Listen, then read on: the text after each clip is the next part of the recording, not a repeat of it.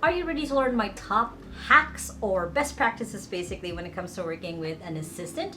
Now, whether you have had a virtual assistant basically in the last 3 months or the last 3 years, I'll walk you through different ways that you can do to work with them just a little bit better and will make the process a little bit easier as well. And this is coming from someone who has been running a virtual assistant agency in the last 4 years, which means that I have dealt with and worked with a lot of clients from all the range of people who have no idea how to hire before and people who have hired before, as well as working with a lot of different types of virtual assistants. I'm going to walk you through the best practices that I've taught our clients and the best practices that we've learned as well. First one is change your mindset. That's outright, your assistant is not a cost, they're an investment. And the reason why I say this, and it's not just a cheesy line that I tell our clients to convince them that they need an assistant, it really is that your assistant isn't someone who is going to be doing some side tasks or side quests in your business. Your assistant is not going to be someone who is just taking over just your calendar or just your inbox.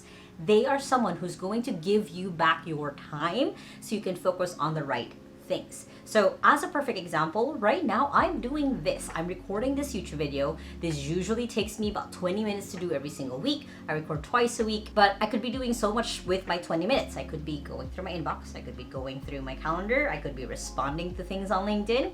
But instead of doing that, I get to choose to do this because my assistant is taking care of everything else. If there's anything that is important that pops up, she'll just message me. She knows to bug me. So for me, I am freed up to have the decision to choose basically what I want to work on because my assistant has freed up my time so I can work on the things that I want to do. And for me, I love content and I love talking to our clients. That is basically my shtick. So for my assistant, she does everything else to free me up so I can focus on the things that I love to do. So that's why you have to stop thinking of your assistant of like, oh, I'm paying them, $10 an hour, $11 an hour. I could hire someone from overseas and they could just be $3 an hour. But the reality is that how much are your hours worth? So for example, for me, I know my hours are about $20 to $50 an hour. I should probably price myself a little bit more, probably like $100 an hour. So for me, I'm considering, let's say I price myself at $100 an hour. I'm seeing this as a Filipino, probably should be a little higher if I was working in the US. But for me, that's my hourly rate. So in my head, if I'm going to be hiring and having an assistant do the tasks that I'm doing anyway, that is saving me money because I'm not anymore the person doing that. I'm not spending decision energy for this. I could be focusing on the things that actually can grow my business instead of just focusing on running it. So that's why I have this front and center right in the beginning of this video, is that your assistant, you have to change your mindset on it. Your assistant is not a cost, they're an investment because they bring you back your time later on. Yes, at the beginning you might have to train them, you might have to walk them through the process of your business because they need that context. But the reality is that later on, you get to the point where you get to choose what you want to work on in your business rather than your business choosing for you because this is on fire, that's on fire. You have the choice because you have someone who supports you in your business. Next is you need to learn how to wow your assistant or to wow them. What wow is basically an acronym that we came up with where when you're delegating a task, you want to keep in mind the why, the outcome, and the who or the what. And the why and the who can sometimes be interchanged, but the point of this is how you can give context to your assistant. So let's say, for example, the task of posting on my social media, my assistant basically helps repurpose a video I did into a carousel graphic post, and then she creates the caption, everything else. When I delegate that, I would say, hey, this is the task on turning my video into a carousel post for LinkedIn and Instagram. The reason why this is important, because it's another form of content that people can consume and has repeatedly, honestly, has been one of the more higher engagement kind of posts that I put on there. The outcome they need from you is a 10-slide graphic. You can use this template that I already have. That's the what, honestly, it's the resources. And I need you to write the caption. The caption could be a rehash of the YouTube description that I used. So I gave her that context as I'm giving her the task for the first time because again, I'm trying to wow her. I'm gonna give her everything that she needs to succeed, just like how I would need the things to succeed. So just keep that in mind is when you're delegating, think of the wow method. Next is the importance of having daily syncs and daily report. So within 2XU, when our client and EA have just been onboarded, they just started working together, is we'll set them up with daily meetings that they'll do could be 15 minutes, it could be all the way to an hour. The point of the daily sync is three things. First is the assistant goes through what they were able to get done the other day, what they're focusing on today, and the third thing, if they have resources or things that they need either your approval or they need access to.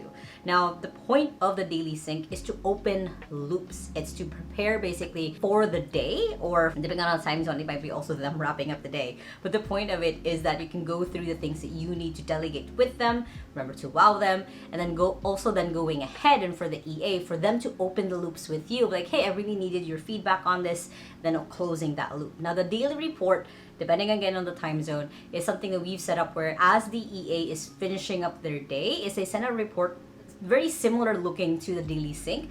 However, just goes through the top 3 or 5 highlights of what they've got done today, the questions that they might have, any suggestions that they might have. This is just an email, usually could literally be sent into your WhatsApp basically with your assistant, but the point of it is to close loops so that in your head you're not thinking like, oh, I delegated that task 5 days ago, where is it now? At least you can go through and see like, oh, she actually finished it on this date, I just didn't read it. So it's just kind of a good way to have things documented and written down, especially as you're delegating a lot of things. If things are moving around the business, it makes it a little bit better that things are documented and you know when things got done. Next is make sure to delegate your input filter. What I mean by that is every single day, especially when you're a business owner, you have a lot of input coming in, whether that's your email inbox, whether that's your LinkedIn, your Instagram, your customer support. It could be a calendar invite that you received. It could be a YouTube video of someone who you subscribe to. So you have a lot of things coming at you wanting your attention. And what I mean by delegating your input filter is just having your assistant be that filter. Is that when it comes to your inbox, it's not just cleaning up. It's also making sure that whatever you need to see it gets seen basically. It's also when it comes to your managing your calendar, they're also managing your time and your priorities. When it comes to managing your DMs or even managing your day, your assistant is able to filter through information, again, that only you need to see. Could be them filtering chats from the team as well or chats from clients. So again, you're only responding to things that you need to. Next is you want to start thinking about delegating your output tasks. So output tasks is basically anything that you have to put out into the world. This could be things like just replying to emails to clients. This could be things like sending the calendar invites. This could be things as creating a social media post even, or even just a draft of it that then your assistant can help you guide so that it's easy for you to do. So that's what I mean by start thinking of what would be output tasks. What are things that I'm putting out into the world I can slowly start giving to my assistant. Now, as we've talked about the input and the output tasks, basically, I want to talk about like how to actually effectively delegate your emails. Now, I'll do this by telling you guys what I see every morning when I start my day. So when I start my day, I don't go through my emails right away. My assistant goes through them. I make sure I don't check them because it's happened before where we've overlapped because I was trying to do everything.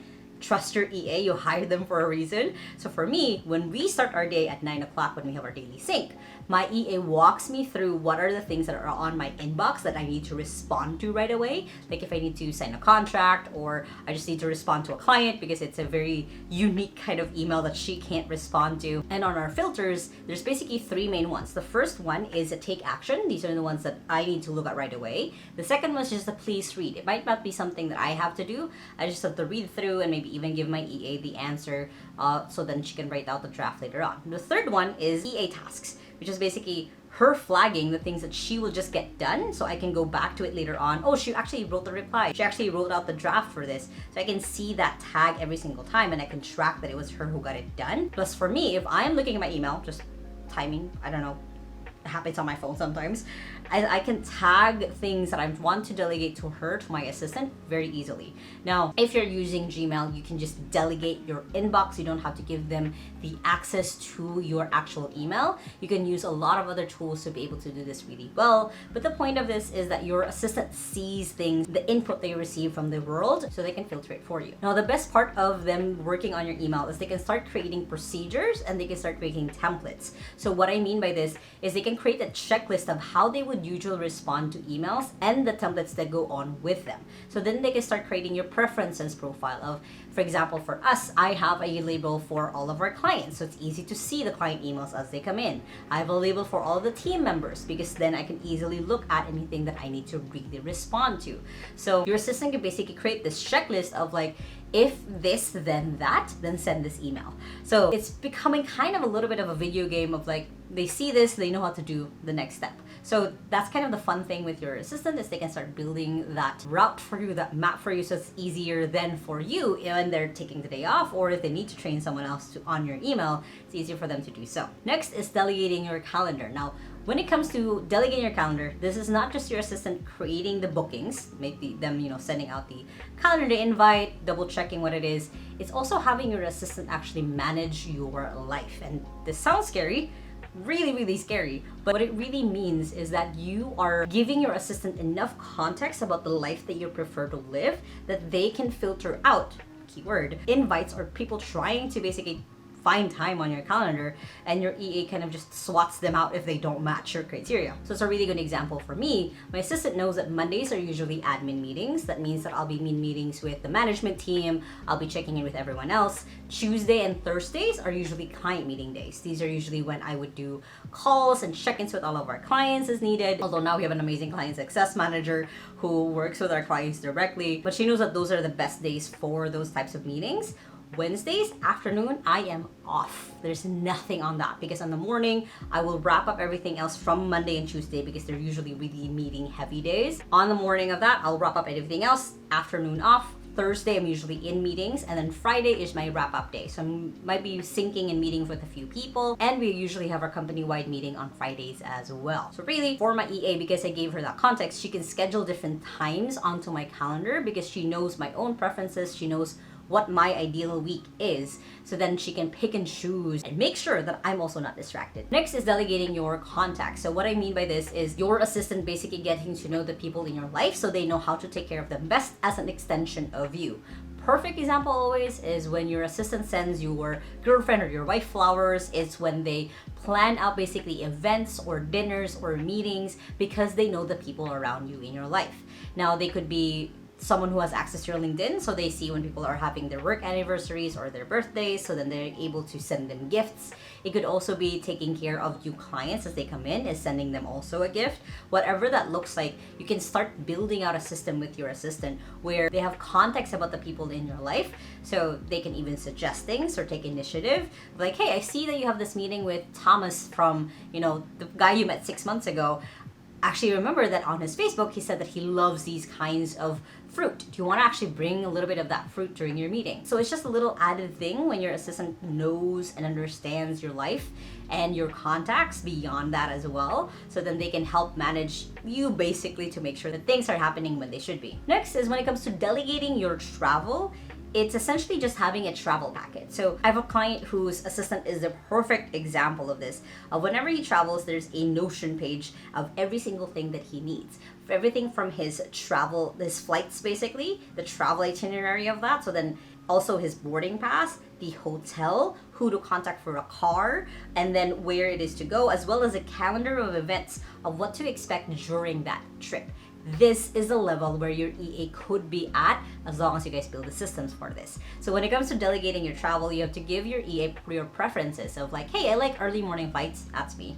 I like early morning flights, so then I can have the rest of the day going exploring rather than just having to go to sleep. I like being on the aisle seat. This is my usual budget when it comes to me going on flights. This is the kind of hotel that I prefer. So it's again giving them that context of your own preferences so they can build that up. They can build the procedures out of that, the documentation out of that. So every single time that you go on a trip, you know that everything else is taken care of, and you just basically handed this travel packet that will guide you throughout your trip. And finally, this of course just delegating your life in general. Now I have a lot of clients in 2XU where their EA is really a real personal assistant, because their EA will make sure that food gets delivered to their house whenever they need to. So they have a service that they already contacted. They'll take care of making sure that this food gets delivered at a certain time. Same thing with coffee or groceries. It is also managing life of like, hey, your car insurance is supposed to be up. Of like, hey, I think your car needs a little bit repaired. It's been 6 months since you had your oil changed. I think it's time for an oil change. So it's them also on a higher level basically, is aside from managing your business, is they're also helping to manage you. This is a particular shift because it's such a big gap from managing a business and managing you, because they're now managing the person who manages the business. But at the same time, again, this is why they're an investment, because they learn all of your preferences eventually.